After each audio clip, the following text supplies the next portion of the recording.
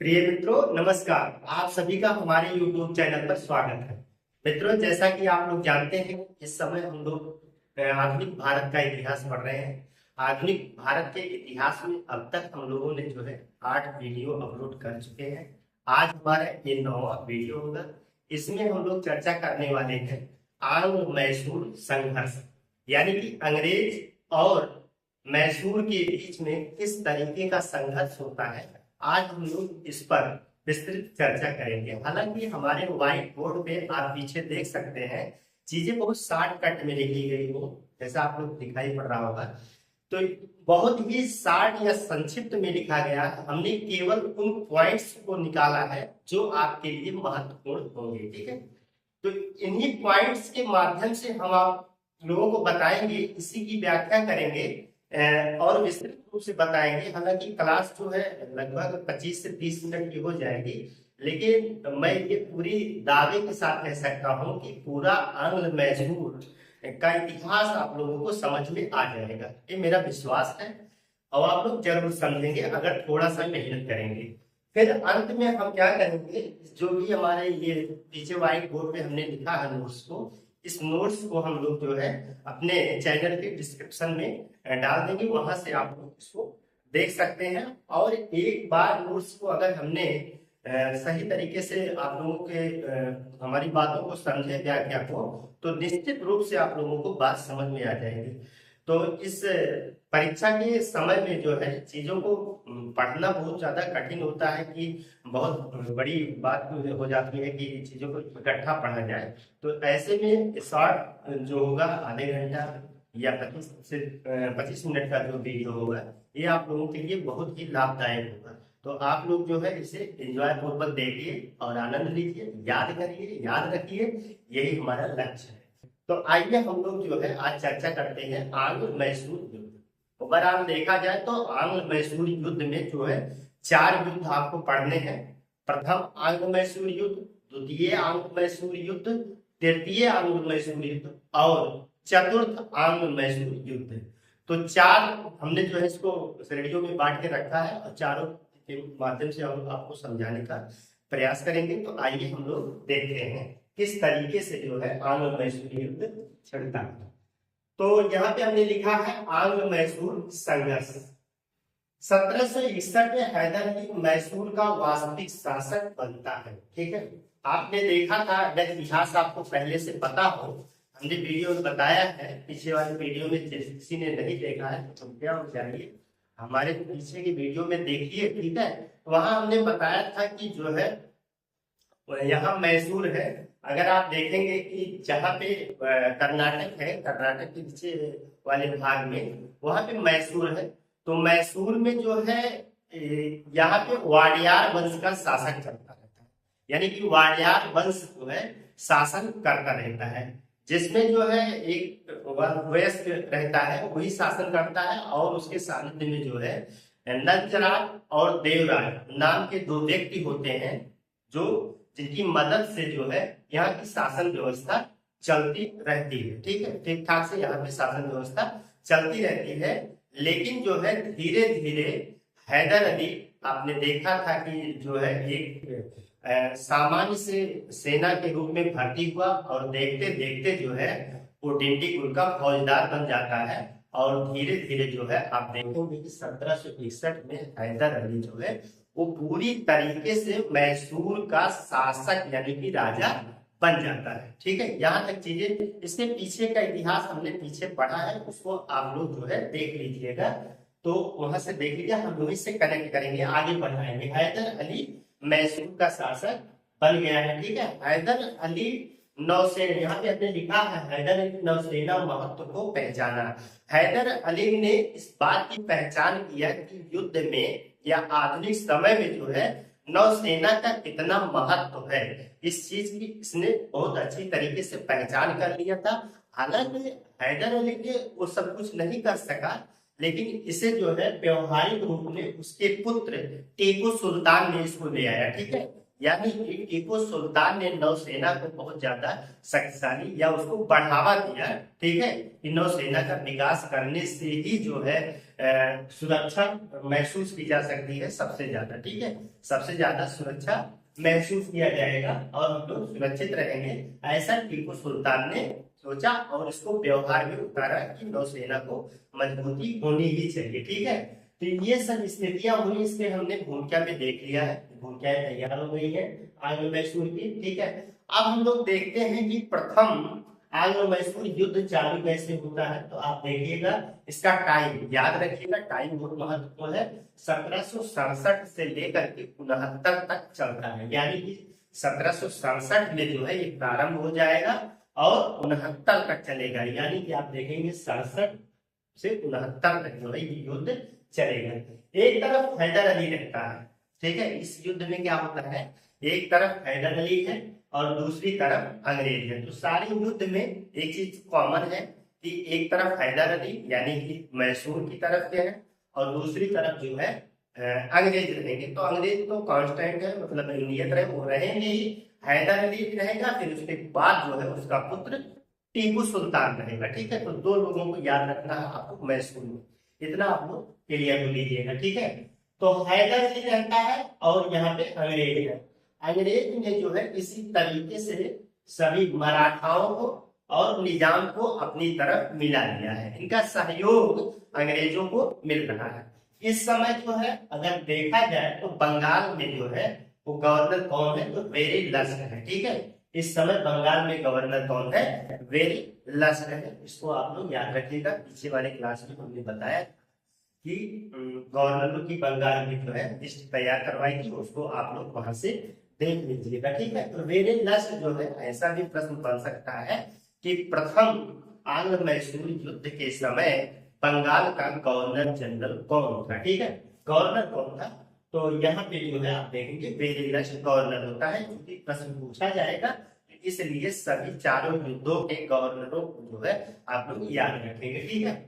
तो अंग्रेजों से युद्ध और हैदर अली के बीच में जो है युद्ध छिड़ जाता है, ठीक है। फिर इसके बाद युद्ध का कोई परिणाम खासकर नहीं निकलता है। कुछ क्षेत्र जो है हैदर अली जीतता है, तो कुछ क्षेत्र जो है ये अंग्रेज जीतते हैं। हालांकि युद्ध में थोड़ा सा उथल पुथल हो जाता है। पहले निजाम तो मराठों के साथ जो है वो अंग्रेजों की तरफ रहते हैं, लेकिन हैदर अली बहुत ही कूटनीतिक और चातुर्य प्रवृत्ति का व्यक्ति है। तो उसने क्या किया, निजाम को अपनी तरफ मिला लिया, ठीक है। निजाम को हैदर अली अपनी तरफ मिला लेता है, इसलिए युद्ध की परिस्थिति कुछ बदल जाती है और दोनों में से कोई जीतता नहीं है। अंततः जो है मद्रास की संधि होती है। कहाँ की संधि होती है, मद्रास की संधि। ध्यान रहे, जो हमारा लास्ट का पॉइंट होता है, यहाँ पे जैसे हमने 69 लिखा है, इसका मतलब है कि 69 में ये संधि हुई, ठीक है। संधि लास्ट में होती है, तो आप यहाँ से कनेक्ट कर सकते हैं कि मद्रास की संधि कब हुई थी। तो आप कह लीजिए कि 1769 में मद्रास की संधि हुई थी, यहाँ प्रथम आंग्ल मैसूर के अंतर्गत, ठीक है। प्रथम आंग्ल मैसूर युद्ध कहाँ पे समाप्त हुआ, तो मद्रास की संधि में समाप्त हुआ। तो क्या परिणाम निकले, क्या हुआ, ठीक है, ये भी तो हमें जानना जरूरी है। क्या होगा परिणाम में, आप देखेंगे कि एक दूसरे के विजित क्षेत्र वापस कर दिए गए थे। अंग्रेजों ने जो क्षेत्र जीता या हैदर अली ने जो क्षेत्र जीता, उन क्षेत्रों को एक दूसरे से वापस, मतलब पहले वाली स्थिति में पुनः आ रहे, ठीक है। एक दूसरे का साथ देने का वादा करते हैं लोग, ठीक है।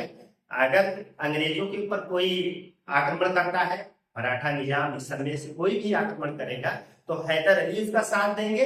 अगर हैदर अली के ऊपर कोई आक्रमण करेगा तो अंग्रेज साथ देंगे। ऐसा मद्रास की संधि में निश्चित हुआ था, ठीक है।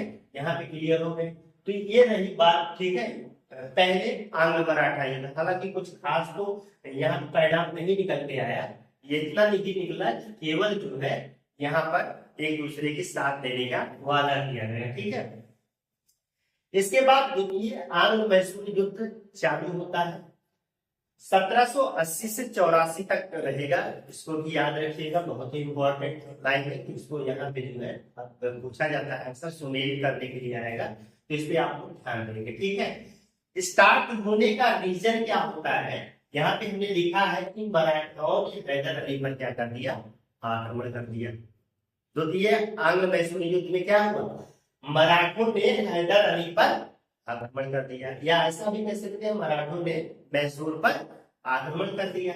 अब भाई हैदर अली पे आक्रमण हो गया, तो अंग्रेजों से हैदर अली ने कहा कि भाई संधि के मुताबिक, यहाँ मद्रास की संधि हुई ना, इस संधि के मुताबिक जो है आप जो है क्या करिए, हमारा साथ दीजिए। लेकिन अंग्रेजों ने जो है साथ नहीं दिया इस युद्ध में, ठीक है। अंग्रेजों ने साथ नहीं दिया, किसका? हैदर अली का। जो मद्रास की संधि हुई थी, साथ देने का वादा हुआ था, लेकिन वादा अंग्रेजों ने पूरा नहीं किया, जो प्राय नहीं करते थे, ठीक है, वादा पूरा नहीं करते थे। तो यहाँ पे अंग्रेजों ने वादा पूरा नहीं किया, तो हैदर अली को क्या हो गया, थोड़ा गुस्सा एग्रेसिव हुआ, तो हैदर अली ने जो है आरकाट पर हमला कर दिया। आरकाट क्या थी? आरकाट जो है आप बताइए किसकी राजधानी थी पहले, तो वहां पे हमें आप लोग कमेंट करके बताइए आरकाट किसकी राजधानी थी, ठीक है। तो आरकाट पे हैदर अली ने आक्रमण कर दिया, हमला कर दिया। अब भाई जाहिर सी बात है कि जब आरकाट यानी अंग्रेजों के कब्जे में था, तो आरकाट पे जब हमला किया गया, तो यानी अंग्रेजों पर हैदर अली ने क्या कर दिया, आक्रमण कर दिया। तो ये जो है पोर्ट नोवा का युद्ध लड़ा जाता है अंग्रेज और हैदर के बीच में, ठीक है। यहाँ पे हमने लिखा है कि पोर्ट नोवा बड़ा इंपॉर्टेंट है। 1781 में ये युद्ध लड़ा गया हैदर अली और अंग्रेजों के बीच में। अंग्रेजों के नेतृत्व कौन कर रहा था? यहाँ पे जो सेनापति है वो आयन कूट, ठीक है, आयन कूट के नेतृत्व में जो है यही युद्ध लड़ा जा रहा है, ठीक है। तो पोर्ट नोवा का युद्ध जो है अंग्रेजों की तरफ से कौन नेतृत्व कर रहा था? आयन कूट कर रहा था, ठीक है। और यहाँ पर अंग्रेजों की सहायता कौन कौन कर रहे थे? मराठा कर रहे थे, निजाम कर रहे थे, ठीक है। तो ये लोग इनकी सहायता कर रहे थे। इस समय जो है वो अंग्रेज, यहाँ पे बंगाल का गवर्नर कौन है? आप बंगाल के गवर्नर जनरल को देखेंगे तो ये जो है वारेन हेस्टिंग्स जो है यहाँ का गवर्नर रहता है बंगाल का, ठीक है। तो युद्ध में क्या होता है कि युद्ध में 1782 में जो है हैदर अली की मृत्यु हो जाती है, ठीक है। युद्ध के मैदान में वो नहीं होता है, हालांकि जो हैदर अली रहता है वो घायल हो जाता है, और जो है उसको थोड़ा मानसिक रूप से टेंशन हो जाता है, तनाव की वजह से जो है बाद में इसकी मृत्यु दिसंबर 1782 में जो है हैदर अली की मृत्यु हो जाती है, ठीक। हैदर अली की जैसे ही मृत्यु हो जाती है, उसके बाद उसका पुत्र टीपू सुल्तान कमान को संभाल लेता है। अब सारी युद्ध की जिम्मेदारी किसके ऊपर आ गई है? टीपू सुल्तान, ठीक है। टीपू सुल्तान के उसने जो है युद्ध को जारी रखा। यूरोपीय संघ युद्ध चलता ही रहा, लेकिन वहां यूरोप में जो है एक संधि हो गई। तो संधि जो है फ्रांस और ब्रिटेन की संधि होने की वजह से फ्रांसीसी जो थोड़ा बहुत सहायता कर रहे थे, मदद कर रहे थे, किसकी? टीपू सुल्तान की। उन्होंने अपनी सहायता को क्या कर लिया? टीपू सुल्तान से अलग कर लिया। कहने का मतलब ये हुआ कि टीपू सुल्तान की वो लोग मदद करने वाले अब नहीं थे। इस वजह से टीपू सुल्तान में थोड़ा सा कमजोरी आया, और टीपू सुल्तान जो है मंगलौर की संधि करने के लिए क्या हो गया? बाध्य हो गया, ठीक है। यहाँ पर जो है टीपू सुल्तान से जो है मंगलौर की संधि होती है 1784, ध्यान दीजिएगा, ठीक है। तो मंगलौर की संधि आप देखेंगे तो ये आंग्ल मैसूर युद्ध का परिणाम निकलता है कि मंगलौर की संधि हो जाती है, इसको आप याद रखेंगे। टीपू सुल्तान से संबंधित कुछ विशेषताएं हैं, जैसे कि हमने बताया कि टीपू सुल्तान जो है वो हैदर अली का पुत्र है। इसने जो है अपने कार्यकाल में, अपने समय में जो है नई मुद्रा का प्रचलित किया था, नाप तौल की एक इकाई बनाई थी, नवीन संवत को इसने चालू किया था, कैलेंडर, ठीक है। तो इसने कैलेंडर को भी चालू करवाया था। स्वतंत्रता का वृक्ष राजधानी श्रीरंगपट्टनम में जो है इसने स्वतंत्रता का वृक्ष लगवाया। कहने का मतलब बहुत ही समृद्धशाली बनाया था। इसने जो है जैकोबिन क्लब की सदस्यता की ली थी। ये फ्रांस में रहता था जैकोबिन क्लब, ठीक है। तो यहाँ पे इसकी सदस्यता इसने ले रखी थी। श्रृंगेरी शारदा मंदिर के निर्माण के लिए जो है इसने क्या किया था? धन दिया था। इससे पता लगता है कि हिंदुओं के प्रति थोड़ा सा सहिष्णुता का भाव रखता था, ठीक है।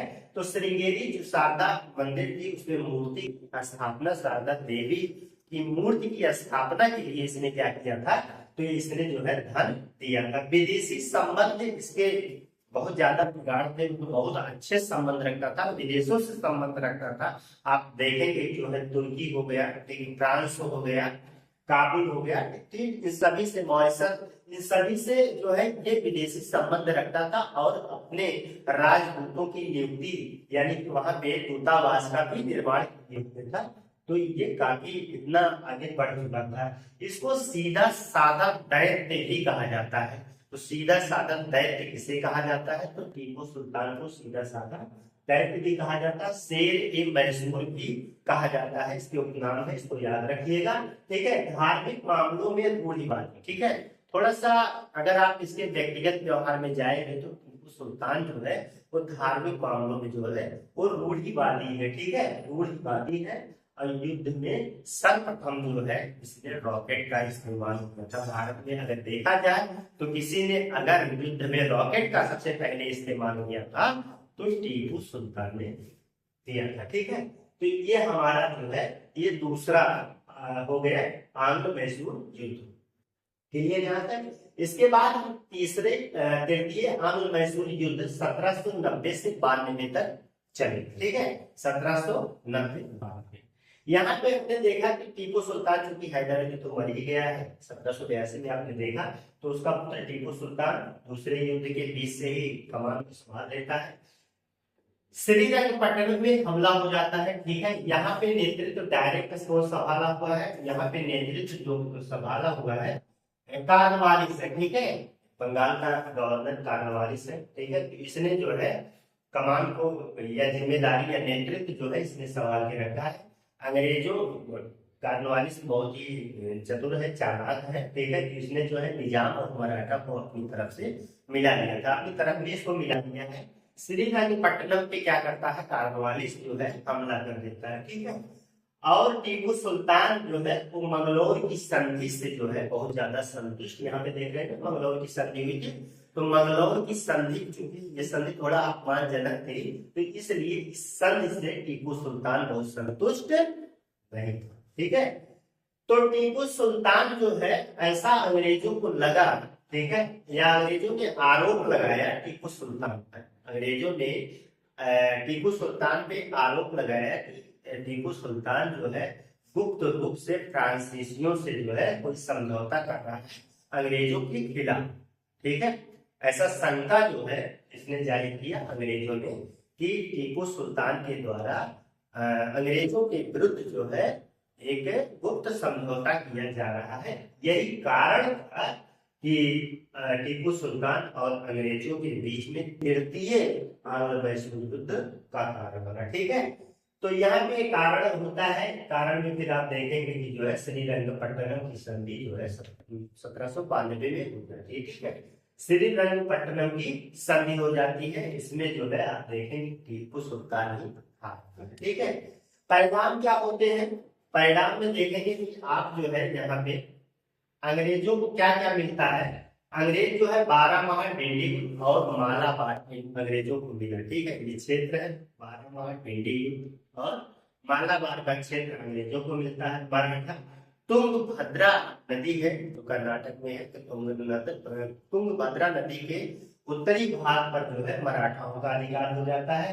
निजाम को क्या मिलता है? पेन्नार और कृष्णा के बीच का जो क्षेत्र है वो निजाम को मिल जाता है। यहाँ से क्लियर हुआ बात? तो ये चीजें इनको मिल जाती है, हम यहाँ पे दिखा है। तो ये रहा तृतीय आंग्ल मैसूर युद्ध। ठीक है, यहाँ पे जो है ध्यान दीजिएगा। और इस समय जो है कार्नवालिस जो है गवर्नर जनरल बंगाल का है। ठीक है, चतुर्थ आंग्ल मैसूर युद्ध 1799। तो 1799 फाइनली क्या होता है? टीपू सुल्तान और अंग्रेजों के बीच में ये युद्ध लड़ा जाता है। श्रीरंगपट्टनम पर अधिकार कर लिया जाता है। ठीक है, टीपू सुल्तान की मृत्यु 4 मई 1799 को हो जाती। 4 मई 1799 को टीपू सुल्तान मर जाता है और फिर वहां पे वही वाडियार वंश का कृष्णराज सेकंड या द्वितीय जो होता है उसी वंश के एक अल्पवयस्क बालक को जो है वहां का शासक बना दिया जाता है और इस बालक के ऊपर क्या कर दिया जाता है? वेलेजली की सहायक संधि ठोक दी जाती है। ठीक है, कहने का मतलब है नाम मात्र का शासक रह जाएगा। विलेजली जो है इस समय यहाँ का गवर्नर जनरल रहेगा बंगाल का, ठीक है। तो अंग्रेज की तरफ से ये इधर पार्टिसिपेट करेगा। तो मित्रों हम लोगों ने जो है चर्चा किया आज आंग्ल मैसूर युद्ध के बारे में। यह क्लास आप लोगों को कैसे लगी आप लोग अपने कमेंट में अवश्य ही बताइएगा। मुझे आशा है कि आप लोगों को जो है ये क्लास बहुत पसंद आई होगी। हम लोग ऐसे ही क्लास के साथ मिलते हैं किसी बेहतर क्लास में। तब तक के लिए धन्यवाद।